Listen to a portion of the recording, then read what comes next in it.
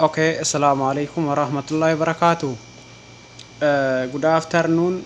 Kam nagaa ooltanii isiniin jedha. Duraan dursa baga Ramadaanaan isin gahe isiniin jedha. Ihraama obboroo isaatiin inshallah baga isiniin gahe isiniin jedha. Kana sababeeffachuudhaan ani obboleessi keessaa walaabuu baale hordoftoota amantaa muslimaa hundaan obboleewwan koo warra na jalatti argamtan isin jaalladha isiniin kabaja. Baga isiniin gahe Ramadaana gartee Ramadaana keeriidha isiniin jaa. Itti aansuudhaan akkuma beekamu maaliif saayiniin isin gaafata googiliin keessan sirrii miti. Gaafa googilii pileeyin keessan sirrii ta'e saayiniin isin gaafatu YouTube subscribe nu godhaa isiniin jedheeti saayiniin isin gaafata. Subscribe godhuu hin dandeettan. Hayyee mee waliin halaallu waliin laalleeti mee amma saayiniin illee amma namni narratti erga hin jira hedduun keessan na ergitanii jirtanii messengerii na qaqqabee irra caalatti nu gaafata saayiniin jettanii messengerii keessan laaleeti isinii deebisa. Hayyee hordofaan keenya tokko maal jedha saayiniin na gaafata jedhe ammee aggaaroo maal naan jedhe kuno akkana na gaafata jedhe kana na gaafata jedhe YouTubein kiyya kana na gaafata what to you subscribe this channel dhugaadha akkas isin gaafata waan ta'eef isin calqabuma play storein keessan sirrii hin jiru sigale sirrii hin jiru sirreeffachuuf eessa deemtanii na hordoftan wait me let us go eessa deemna googilii seenaa jechuu googilii kenna seenaa jechuu sinigale yookaan siitingii kenna seeneeti googilii arganna jechuudha. Siitingii deemnee googilii arganna jechuudha. Siitingiin kenna kana siitingii kenna dhiifama siitingii kenna barbaanneeti siitingiin kenna kana amma siitingiin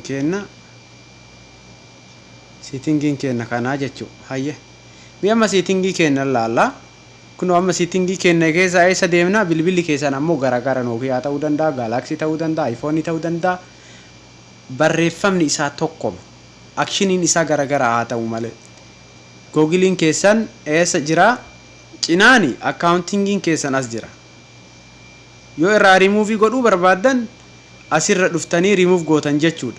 Garuu googilii haarawa isinii bana maaliif googiliin keessan haarawa warra saayiniin isin gaafate googilii keessan haarawa banachuudhaaf as dhoytan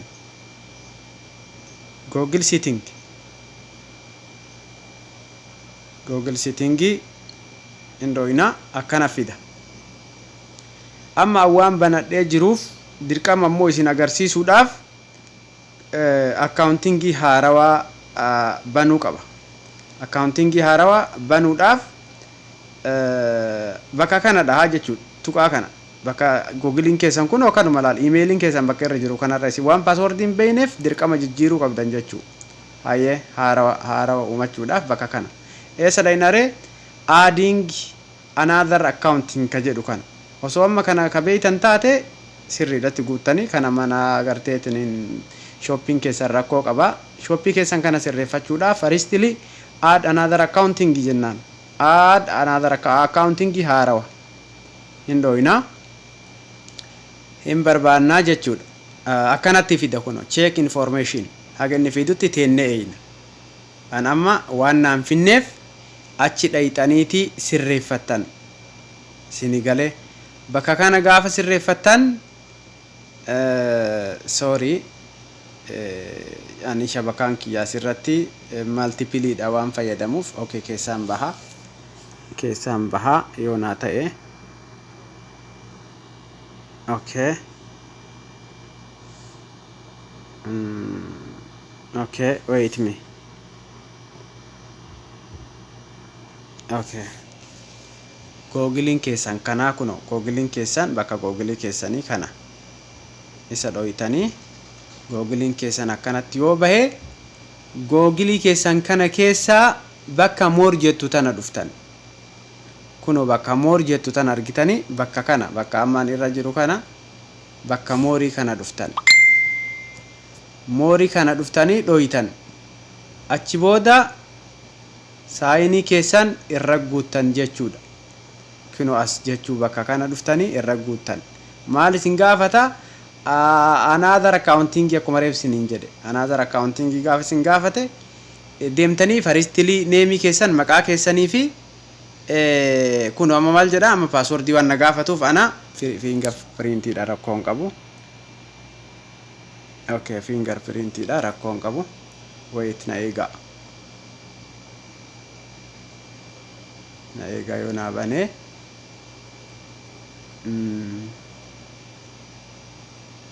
Calqaba maqaa keessan itti guutan, maqaa abbaa keessan itti guutan, password itti guutan. Achi booda ammoo confirm gootan, accept gootan hin dhumata jechuudha. Amma ani shabakaan kiyya maaliif Google naan banu kana durallee isinitti himee jira. Shabakaa gahaa waan hin qabneef kuno couldn't sign in naan jedha. Couldn't sign in waan hin naan jedheef awwaan banadhee qabuuf jechuudha. Dirqama nan barbaachisu. Sini galee anaazarii nan barbaachisu. Isin ammoo warri sunni anaazarii isin barbaachisa. As keessa seentanii itti fe'attanii jechuudha. Amma fakkeenyaaf itti fe'attanii password itti guuttanii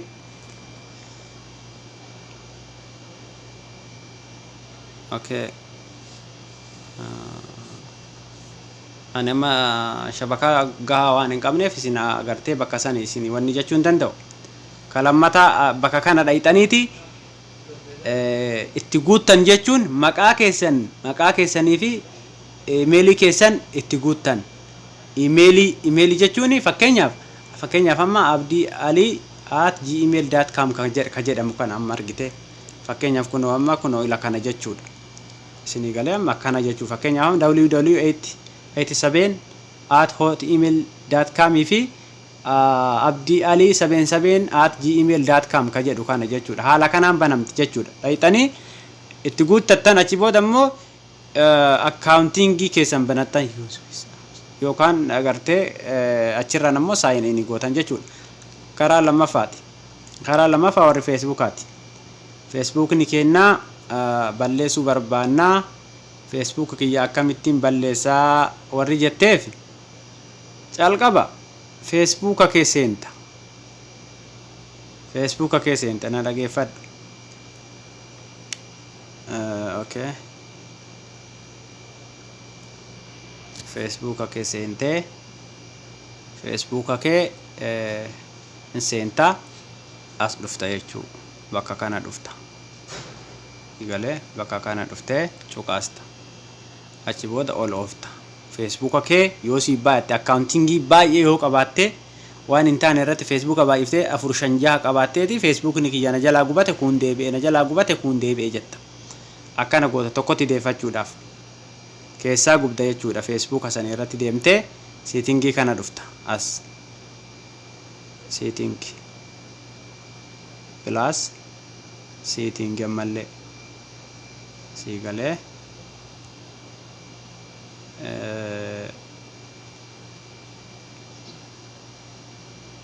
settingii dha. Networking kiyya baay'ee dadhabaadha. Networking kiyya dadhabaa waan ta'eef kanaaf subscribe dafaa na godhaatii maallaqa iyyuutti guutee isin barsiisa silaayyuu waan isin subscribe godhuu diddan kanaaf garamin isin barsiisa ree hidhamee jira nagartu.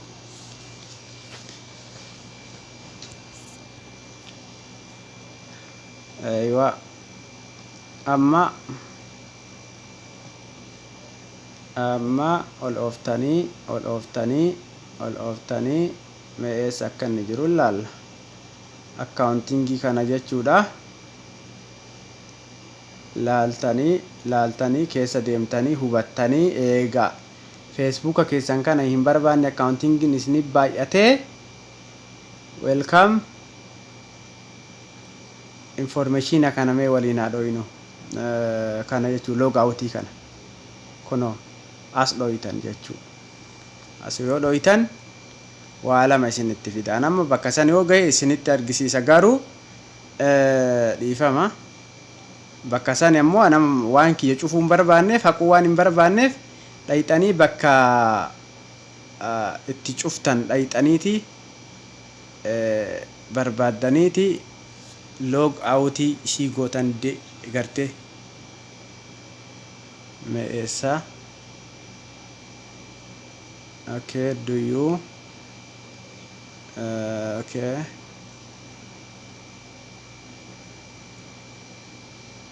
Okay.